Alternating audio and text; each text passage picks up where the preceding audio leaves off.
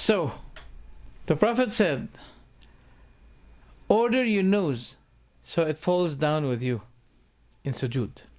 That means the nose must be included in your prostration. Some people, they fall down in prostration, they put their forehead on the ground, but they don't let their nose touch the ground as well. It must be. There's another narration where the Prophet ﷺ said, لا صلاة لمن لم يمس أنفه الأرض ما يمس الجبين. He said, والسلام, there is no prayer for one whose nose does not touch the ground as his forehead touches the ground. This is hadith. What I remember, it is it authentic? No, it is authentic, but it's narrated by Al-Hakim, and it is authentic. Number 9, التشهد الأول. التشهد الأول is obligatory, and sitting for it in the Trian prayer, which means Maghrib, and the 4th Rak'ah prayer, which means Salat al-Dhuhr, Salat al-Asr, Salat al-Isha, the 3 kinds of prayers. The Prophet ﷺ said, if one of you sat down, so let him say, التحيات لله والصلوات والطيبات السلام عليك أيها النبي ورحمة الله وبركاته. He said, if one of you sat down, let him say التحيات لله والصلوات والطيبات. In another narration, which I remember, it's also in Sahih Muslim, التحيات المباركات لله والصلوات الطيبات. السلام عليك أيها النبي ورحمة الله وبركاته. Now, it is also in Al-Bukhari or Muslim, but it's authentic. Either in Bukhari or Muslim. I remember in Muslim, Ibn Mas'ud said that we used to say Assalamu alayka, then it had been changed to Assalamu ala an-Nabi. Okay? That means Assalamu ala nabi, not Assalamu alayka ayyuhan nabi, after his death. Now you may say, who made that change? Number one, Ibn Mas'ud is not talking about himself that he used to say it like that. He's talking about himself and many other companions. The change must have been instructed to them by the Prophet, because the Prophet used to be teaching them this tahiyyat as he used to be teaching them how to memorize the ayah from the Quran. That means it should be exactly.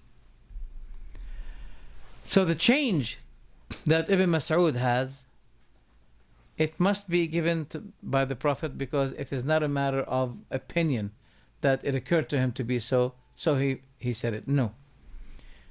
Number one, not himself only. He said we used to, then we changed. And the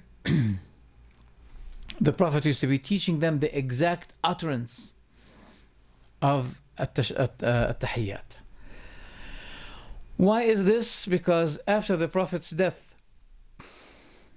things are different. Now they do not address the Prophet after his death in this khitab.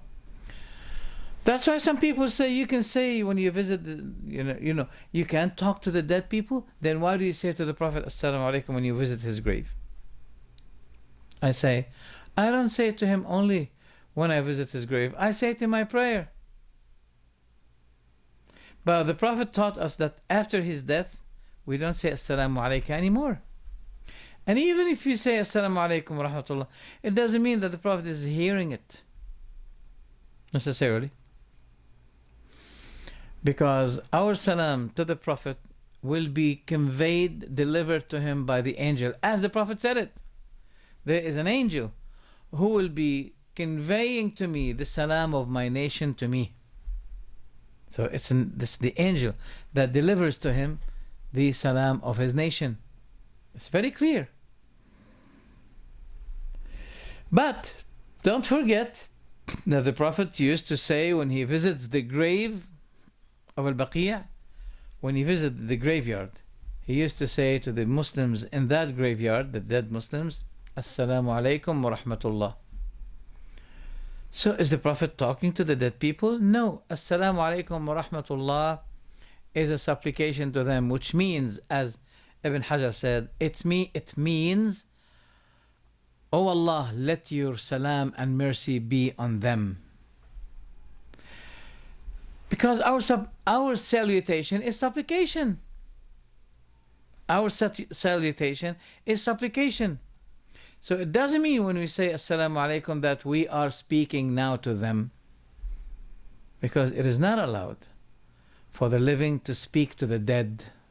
If you want to do, go ahead. Let them respond to you and wait until the day of judgment. They're not going to respond.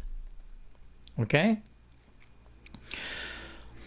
Ibn Hajar, in his explanation of Sahih al-Bukhari, no, that's another book, not Bukhari, but in one of his books, he explained it exactly as I explained it, and I took it from him, which means saying Assalamu alaikum, Assalamu alaikum, Assalamu alaikum ya Nabi wa rahmatullahi wa barakatuh, or Assalamu alaikum to the dead people. It is not a speech. We're not addressing them in talking. We are supplicating Allah for them. That's what it means. Assalamu alaikum, which means, because Assalam is one of the names of Allah. So as if you're saying, Oh Allah, let your peace be upon them and your mercy. That's what it means. So Ibn Mas'ud made it clear that after the Prophet's death, we started to say Assalamu ala nabi instead of Assalamu alayka ayyuhan nabi. And Ibn Hajar said this narration is authentic by Ibn Mas'ud.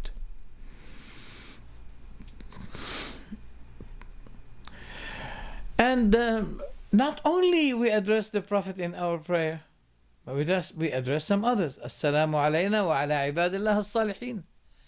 And we do not speak to the others in our prayer. We say Assalamu alayna wa ala. We didn't say Assalamu alayna wa alaykum ya ibadallah as-salihin.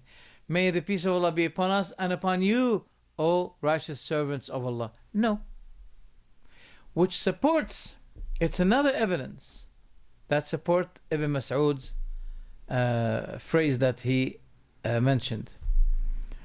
Because we're saying to the people, all the Muslims, Assalamu alayna wa ala ibadillah as-salihin. Okay?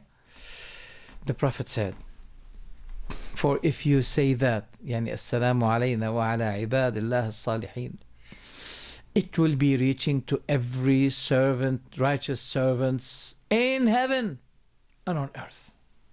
Wow. That's what the Prophet ﷺ said.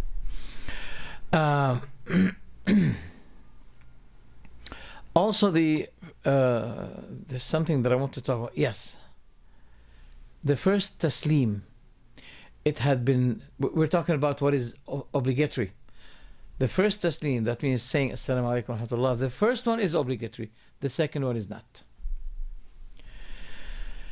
It had been narrated by Aisha and Salam ibn al-Aqwa and Sahel ibn Sa'ad that the Prophet sallallahu alayhi wasallam used to be making one taslim, and the other two taslims, the first and the second, are also authentically narrated by the Prophet sallallahu alayhi wasallam. Which means, if sometimes the Prophet makes one taslim, which is the right one, okay, but some other times he makes the other one, which means the other one is not obligatory. Otherwise, the Prophet will not be doing it sometimes and leaving it sometimes, okay? So, which means that the Prophet ﷺ, the Prophet was doing this always. I mean, the first one. The second one, sometimes he does, sometimes he doesn't. So, this is the last wajib, obligatory of our prayer, is the taslim.